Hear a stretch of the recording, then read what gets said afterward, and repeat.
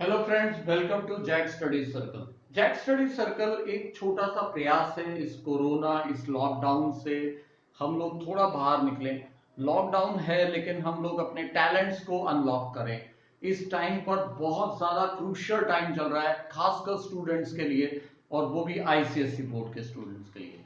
मेरे को बहुत ज्यादा चिंता हो रही थी इस चीज को लेकर भी, क्योंकि state board and CBSE board के स्कूल्स और उनके स्टूडेंट्स, क्योंकि उनका सिलेबस काफी कम है तो काफी रिलीव्ड है। चल रहा है उनका भी काम बट रिलीव्ड है। बट आईसीएसई का क्योंकि सिलेबस बहुत ज्यादा है तो थोड़ा ध्यान में रखिए। तो हम लोग कुछ स्निपेट्स लेंगे। मैं पूरा पूरा चैप्टर तो एक्सप्लेन नहीं कर पाऊंगा और ना इतना टाइम है अपने अपन लोगों के पास। तो कोशिश कीजिए आपकी जो ऑनलाइन क्लासेस चल रही हैं उसके अलावा आप ये जैक स्टडी सर्कल के साथ ज्वाइन हुई। एक आपको मैं नंबर प्रोवाइड करूंगा, उस नंबर पे आपको जो भी डाउट्स आते हैं डायरेक्ट डाउट्स पूछिए। मैं डाउट्स का एक वीडियो बनाकर आपको उसका सॉल्यूशन दूंगा। अभी जैसे फर्स्ट चैप्टर है फोर्स। फोर्स एक ऐसी चीज होती है जो हम लोग करीब 7th 8th 9th से पढ़ते ही आ रहे हैं। एक बहुत ही इजी सा आपको एग्जांपल दूं फोर्स की, क्योंकि डायरेक्शन बहुत इंपॉर्टेंट होती है। एक बार हम लोग 4 लोग जा रहे थे कार में, कार खराब हो गई, हम कार से उतरे और हमने धक्का लगाया कार को। धक्का लगा रहे हैं लगा रहे हैं लगा रहे हैं लेकिन कार नहीं हिल रही। अब यहाँ पे फोर्स की डायरेक्शन की इंपॉर्टेंस इसलिए है क्योंकि हमने बहुत कोशिश की धक्का लगाने की लेकिन कार नहीं हिली। क्यों? क्योंकि ये अगर मेरी कार थी, 2 लोग हम आगे से धक्का लगा रहे थे और 2 लोग पीछे से। अब देखोगे हमने जोर पूरा लगाया लेकिन कार नहीं हिली। क्या जोक सपाट, ध्यान में रखिए डायरेक्शन बहुत इंपॉर्टेंट होती है और यही डायरेक्शन आपको चैप्टर नंबर फर्स्ट में आईसीएसई बोर्ड में फर्स्ट चैप्टर में उन्होंने फोर्स को पकड़ा है। फोर्स वैसे एक फिजिकल क्वांटिटी होती है, आपको मालूम है, विच changes the direction of the motion. It can increase the speed, decrease the speed, change the shape वगैरह वगैरह। ये सब फिजिकल क्वांटिटीज होती हैं जैसे फोर्स में कहा जाता है। हम लोग इसके आगे बढ़ रहे हैं अब, क्योंकि हम बड़े हो चुके हैं, 10th स्टैंडर्ड में आ गए हैं, इसके बाद तुरंत हम कॉलेज में जाने वाले हैं। तो अब हमें पता होना चाहिए कि फोर्स का रोटेशनल में क्या असर होता है। क्योंकि अगर हम लोग कोई भी बॉडी लेते हैं और उसके सेंटर पे फोर्स लगाते हैं तो बॉडी आगे जाएगी और कुछ नहीं हो सकता, या स्प्रिंग है तो पीछे की तरफ आएगी। लेकिन अगर हम कोई एक बॉडी है, मान लीजिए ये, और इसको यहां से हिंज किया हुआ है और मैं फोर्स यहां पे लगा रहा हूं तो क्या होगा? तो ये रोटेट करेगी। इसको हम लोग बोलते हैं टॉर्क या मोमेंट ऑफ फोर्स। जो हमारा मेन टॉपिक है, मोमेंट ऑफ फोर्स का मतलब होता है कि फोर्स का रोटेशनल इफेक्ट, इसको टॉर्क भी कहा जाता है। टॉर्क मतलब जैसे आप दरवाजा खोलते हैं, दरवाजा कैसे खोलते हैं? हमने आपने देखा होगा दरवाजे का जो हैंडल होता है, आमतौर पे ये मान लीजिए मेरा दरवाजा है, मेरा हैंडल बीच में होगा तो ज्यादा देखने में अच्छा लगेगा, लेकिन यहां नहीं, यहां पर हैंडल होता है और दरवाजा यहां से ऐसे खुलता है। क्यों? क्योंकि मैं फोर्स इधर लगा रहा हूं और उसका इफेक्ट मुझे यहां चाहिए। तो ये जो डिस्टेंस है ये इंपॉर्टेंट है। तो force into the perpendicular distance is known as torque. इसको हम लोग टॉर्क मतलब टाउ से रिप्रेजेंट करते हैं, इसी को मोमेंट ऑफ फोर्स कहा जाता है। और ये बहुत इंपॉर्टेंट है, आपकी लाइफ में हर जगह टॉर्क लग रहा है। जैसे आपने देखा होगा ये अगर मान लीजिए कोई नट बोल्ट खराब हो गया, आपने इलेक्ट्रिशियन को बुलाया, ठीक है, वो लेके आए बड़ा सा स्क्रू ड्राइवर लेके आता है, जैसे ही वो लगाता है तुरंत नट बोल्ट खुल जाते हैं। जबकि हम लगे हुए हैं वो स्क्रू खोलने नहीं खुल रहा है। क्यों? हमारे पास छोटे छोटे चिल्लू पिल्लू डिल्लू इतने से वो हमारे पास स्क्रू ड्राइवर होता है, स्पैनर होता है, उसे कैसे खुलेगा? जब वो बड़ा सा होता है वो यहाँ पे फोर्स लगाता है और उसका असर वहां पर जाता है। तो force into perpendicular distance. Similarly Jack, आपकी गाड़ी का टायर पंचर हो गया, मान लीजिए टायर पंचर हो जाएगा, आपको टायर ऊपर उठाना है, जैक लगाते हैं और लंबा सा डंडा होता है। लंबे डंडे को जब मैं यहां से फोर्स लगाता हूं, मैं कार के एरोप्लेन उठा दूं। क्यों? क्योंकि डिस्टेंस।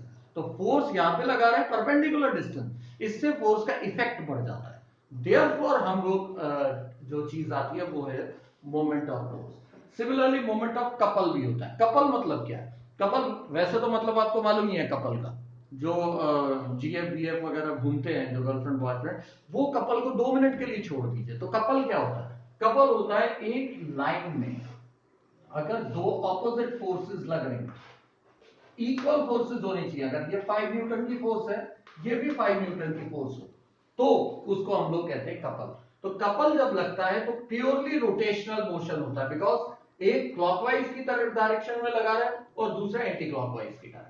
तो इस तरीके से डायरेक्शनल जो मोशन होता है उसे कपल बोलते हैं। जैसे स्टीयरिंग, आप गाड़ी का स्टीयरिंग कैसे घुमाते हैं? तो हम क्या कर रहे हैं, एक को इस साइड को लेके जा रहे हैं, एक को इस साइड को लेके जा रहे हैं। इस तरीके से दो इक्वल एंड ऑपोजिट फोर्सेस लग रही होती हैं, उसको हम लोग कपल कहते हैं।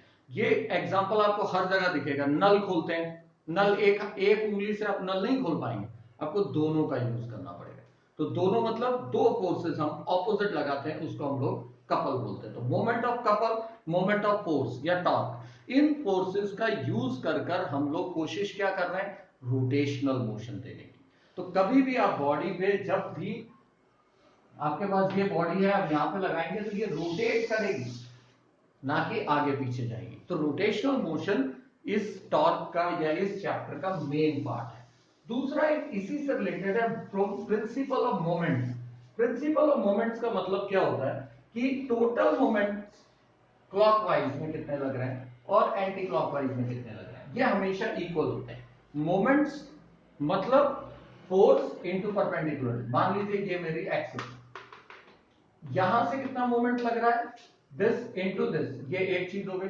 मान लीजिए यहां से दो फोर्सेस और लग रहे हैं, तो ये वाला एक मोमेंट प्लस ये वाला एक मोमेंट, ठीक है, अगेन ये वाला मोमेंट।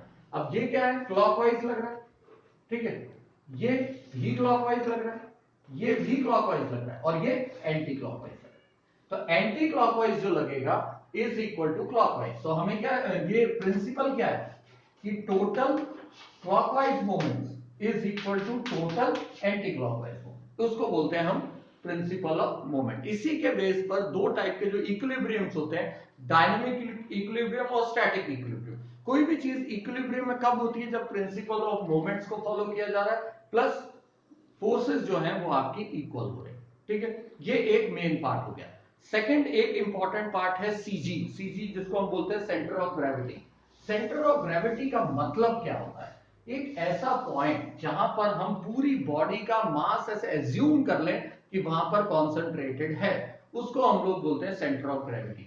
कोई भी बॉडी, इसका सेंटर ऑफ ग्रेविटी कैसे निकालना है, तो एक पॉइंट लीजिए आप, वहां से आप इसको लटका दीजिए, जहां पर वो स्टेबल होगा वो लाइन कीजिए, ऐसे यहां से एक लाइन, यहां से एक लाइन, जहां पर ये मीट होंगी उसको हम लोग सीजी बोलते हैं, सेंटर ऑफ ग्रेविटी। ये जितना ज्यादा अर्थ के पास होगा, सरफेस के पास, उतनी आपकी स्टेबिलिटी ज्यादा हो। आपने देखा मर्सिडीज कार, और दूसरी तरफ आप देखो कोई भी टाटा सुमो इस टाइप की कार, अब दोनों में फर्क क्या है, जितनी ज्यादा वो अर्थ के पास होगी ना, उतनी ज्यादा चांसेस होंगे उसके कम जर्क लगने के, कम पलटने के। वो माइकल कौन सा माकर, शूमाकर, माइकल शूमाकर समथिंग ऐसे नाम है, वो फॉर्मूला रेसिंग का, पूरी लेट के चला रहा है, भैया क्या कर रहे हो यार, बैठ के चलाओ आराम से यार। क्यों, क्योंकि जितना ज्यादा वो अर्थ के पास रहेंगे उतना सीजी उनका अर्थ के पास रहेगा, जितना पास रहेगा उतनी आराम से वो पलटेगी नहीं, चलती रहेगी, स्टेबल रहेगी। ट्रक जल्दी पलट जाते हैं, क्यों, सेंटर ऑफ ग्रेविटी बहुत ऊपर की तरफ है, रोड से जितना ऊपर सेंटर ऑफ ग्रेविटी हो गई, चीज टॉपल डाउन हो गई, इक्विलिब्रियम में नहीं रहती, इसलिए सेंटर ऑफ ग्रेविटी इंपॉर्टेंट है। और चौथी चीज जो इंपॉर्टेंट है वो है सेंट्रीपिटल फोर्स, एक ऐसी फोर्स जो हमारे सर्कुलर मोशन के लिए इंपॉर्टेंट। याद रखिए कभी भी सर्कुलर मोशन होता है तो स्पीड कांस्टेंट रहती है, लेकिन वेलोसिटी लगातार चेंज होती है, हर पॉइंट पे वेलोसिटी चेंज हो रही है, इसको हम लोग डायरेक्शनल वेलोसिटी, इसलिए ये जो मोशन होता है सर्कुलर मोशन, इसको हम एक्सेलरेटेड मोशन बोलते हैं, बिकॉज स्पीड जरूरी कांस्टेंट है but velocity is changing at every point, और वेलोसिटी चेंज हो रही है मतलब एक्सेलरेशन, एकदम सिंपल चीज। और इसी के अंदर इसको जो फोर्स रोटेशन मोशन करने दे रही है, अंदर की तरफ जो खींच रही है, इन फोर्सेस को हम लोग बोलते हैं सेंट्रीपिटल फोर्स। उसका मतलब ये टुवर्ड सेंटर, उसको बोलते हैं सेंट्रीपिटल फोर्स। और सेम उसी टाइप की एक फोर्स एज्यूम की गई जिसे स्यूडो फोर्स कहते हैं, क्योंकि न्यूटन के सारे लॉज को फॉलो करवाना बहुत जरूरी था, खासकर थर्ड लॉ को, तो इसलिए सेंट्रीफ्यूगल फोर्स को एज्यूम किया गया। हालांकि सेंट्रीपिटल फोर्स हो या सेंट्रीफ्यूगल, फॉर्मूला सेम ही रहता है, mv²/r, ये याद रखना है आपको। m मतलब mass of the body, v मतलब वेलोसिटी, और r मतलब द रेडियस, और इसी की वजह से कोई भी सर्कुलर मोशन होता है। तो सेंट्रीपिटल फोर्स इतनी इंपॉर्टेंट है कि अर्थ के चारों तरफ जो मून घूम रहा है, ठीक है, और सन जो सन के चारों तरफ जितने भी प्लैनेट्स घूम रहे हैं, सब सेंट्रीपिटल फोर्स। आप किसी एक, इसके बहुत सारे एग्जांपल आपकी टेक्स्ट बुक में भी दिए हुए हैं, क्या आप एक ये सर्कुलर डिस्क ले लीजिए, उस पर कोई चीज रखे, सर्कुलर डिस्क को घुमाइए, वो देखिए चीज बाहर दूर जाके गिरेगी। क्यों? Centrifugal force. ये सब अंदर या बाहर की तरफ जो जाती है। ड्रायर आपका, आपने कपड़े धो लिए, ड्राई करने, आपने कपड़े ड्रायर के अंदर डाले, परफोरेटेड शीट्स लगी होती, तेजी से घूमता है, पानी बाहर की तरफ गिरता है।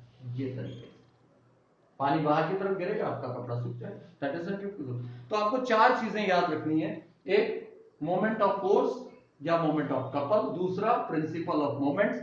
तीसरा, सेंटर ऑफ ग्रेविटी। और चौथा, सबसे आसान, centripetal and centrifugal forces. Formula आपको मालूम है, मैंने बताया। इसके अलावा भी अगर आपको फर्स्ट चैप्टर में कोई भी डाउट लगता है तो प्लीज मेंशन कीजिए। मेरा नंबर याद रखिए 8087479204। Thank you.